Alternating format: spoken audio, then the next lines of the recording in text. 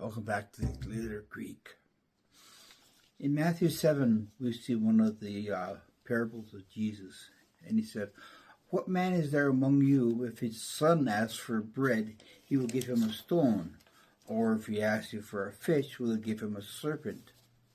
If you then, being evil, know how to give good gifts to your children, how much more will your Father who's in heaven give good things to those who ask of him?" And I want to concentrate on that first part of that verse. Who amongst you, if his son asks for bread, will give him a stone?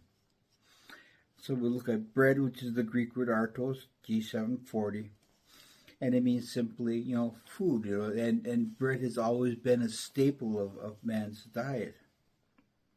And then we look at stone. It's the Greek word lithos, G3037. And we see in the Bible where it is where stone is used a lot, and it's quite often used to refer to Jesus.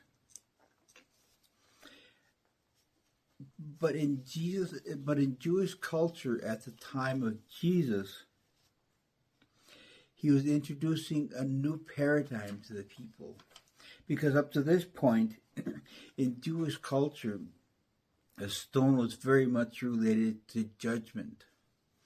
Their people were stoned for certain sin. A stone was a heavy burden that we had to carry.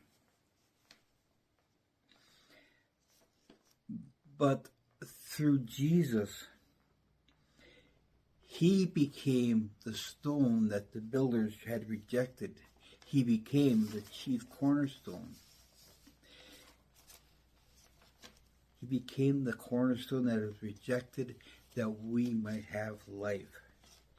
And the very simple analogy, going back to the bread and the stone, is, if your child comes to you looking for help or guidance or approval, you don't weigh them down with judgment and condemnation and well, that was a dumb thing to ask or say.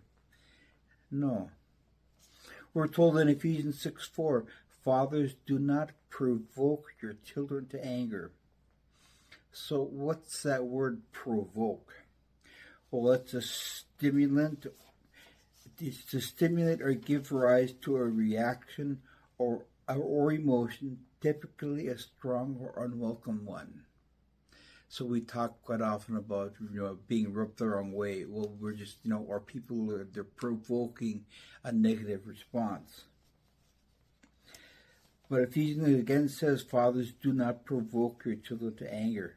Do not exasperate them to the point of resentment with demands that are trivial or unreasonable or humiliating or abusive." That's the Amplified version. So we need to stop and think.